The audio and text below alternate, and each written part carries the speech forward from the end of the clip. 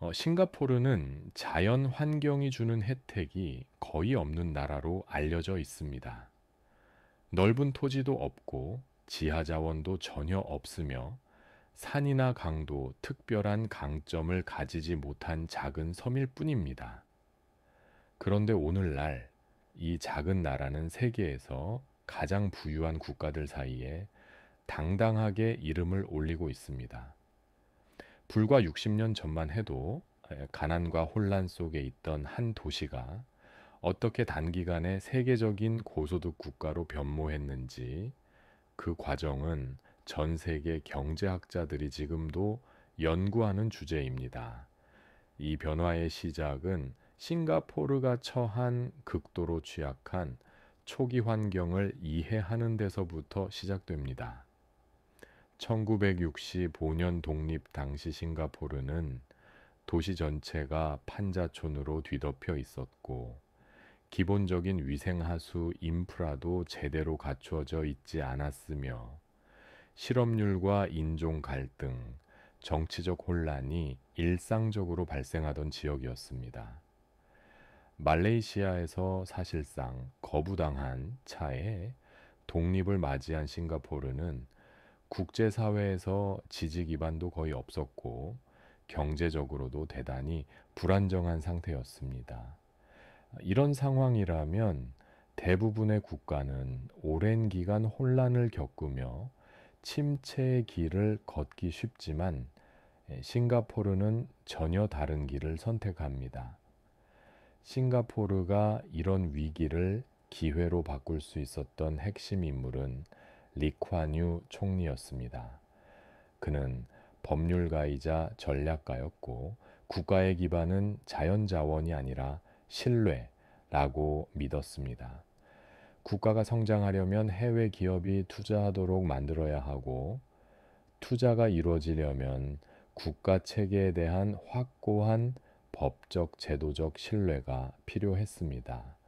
리콴유 정부는 부패를 강력히 단속하고 사법부의 독립성을 강화하며 공공기관의 투명성과 규율을 확립했습니다. 이는 외국 기업에게 싱가포르를 위험한 아시아 도시가 아닌 예측 가능하고 안정적인 비즈니스 국가로 인식하게 만들었고, 이런 신뢰는 초기 성장의 가장 중요한 토대가 되었습니다. 싱가포르 경제 성장에서 종종 간과되지만 가장 중요한 정책 중 하나는 주택 정책이었습니다. 독립 당시 싱가포르는 주거 난민이 넘쳐나는 도시였고 판자촌과 비위생적인 환경은 사회적 안정과 경제 발전의 걸림돌이었습니다. 정부는 토지 수용법을 제정하여 국가가 매우 낮은 가격으로 토지를 매입할 수 있게 했고, 이를 대규모 공공주택 건설에 사용했습니다. 오늘날 싱가포르 국민의 80%가 공공주택에 거주하는데, 이 주택들은 단순한 복지 차원을 넘어서 시민에게 안정과 사회적 참여 의식을 부여하는 경제적 장치로 기능했습니다. 특히 공공주택을 구매할 때 정부가 제공한 보조제도는 국민이 자산을 축적하도록 돕는 중요한 역할을 했고, 이는 싱가포르 사회의 안정적 분위기를 형성하는 데 큰 기여를 했습니다.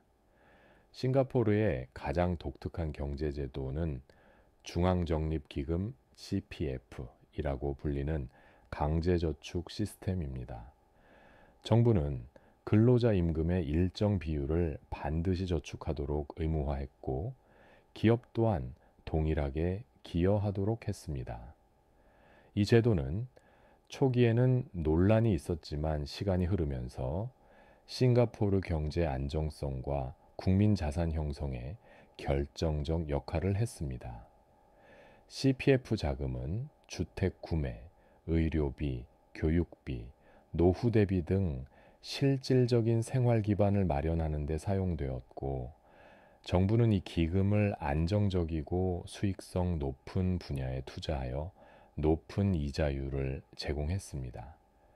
이 강제 저축 시스템은 국민 개개인이 장기적으로 자산을 축적하게 만들었고, 동시에 국가가 대규모 자본을 확보하여 전략적 투자 기반을 마련하는 효과를 가져왔습니다. 싱가포르는 천연 자원이 전혀 없기 때문에 국가의 유일한 자원은 인재였습니다. 정부는 교육을 단순히 공교육 체제가 아니라 국가의 미래를 결정하는 핵심 산업으로 접근했습니다. 수학, 과학, 공학 중심의 교육 정책은 세계적인 경쟁력을 가진 노동력으로 이어졌고, 싱가포르는 국제 학력 평가에서 항상 최상위권을 기록했습니다. 이는 단지 학력 경쟁력이 아니라 고도화된 산업 구조를 가능하게 만든 근본적인 기반이었습니다. 싱가포르는 단순 제조업에서 빠르게 고부가가치 산업으로 이동했고, 항공정비, 반도체, 첨단 기술, 바이오테크 분야에서 세계적인 전문 인력을 배출했습니다. 싱가포르는 외국 기업을 단순히 유치 대상으로 본 것이 아니라 의도적으로 그들의 기술과 지식에서 배우기 위한 국가 성장 파트너로 활용했습니다. 정부는 다국적 기업에 유리한 세제와 규제를 제공하는 대신 이 기업들이 싱가포르 국민을 훈련시키도록 요구했습니다. 이 전략은 짧은 시간 안에 산업 구조 고도화를 이끌었고, 싱가포르는 아시아에서 가장 기술력이 높은 생산 거점으로 자리 잡았습니다. 싱가포르는 지리적으로 매우 작은 나라지만 글로벌 물류의 핵심 교차점에 위치해 있습니다. 싱가포르 항구는 세계 최대 환적항으로 자리 잡았으며, 수많은 항로가 이곳을 거쳐 다른 국가로 이어집니다. 또한 창이 국제공항은 아시아 최고의 허브 공항으로 성장하며 수많은 항공 네트워크를 연결하고 있습니다. 이러한 네트워크 효과는 싱가포르의 글로벌 경제적 영향력을 빠르게 확장시키는 데 핵심 역할을 했습니다. 싱가포르는 두 개의 거대한 국부 펀드기 테마색과 GIC를 통해 막대한 해외 자산을 운용하는데, 이 펀드들의 총자산은 거의 1조 달러에 이릅니다. 국가는 세금을 소모성 지출에 사용하는 대신 미래 수익 창출을 위해 투자하며 안정적 재정을 유지하고 있습니다.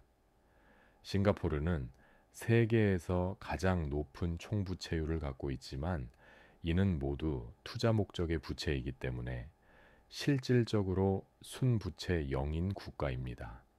하지만 싱가포르 경제가 완벽한 것은 아닙니다. 소득 불평등은 상당히 심각한 문제이며, 차량 및 주택 비용은 세계에서 가장 높은 수준입니다.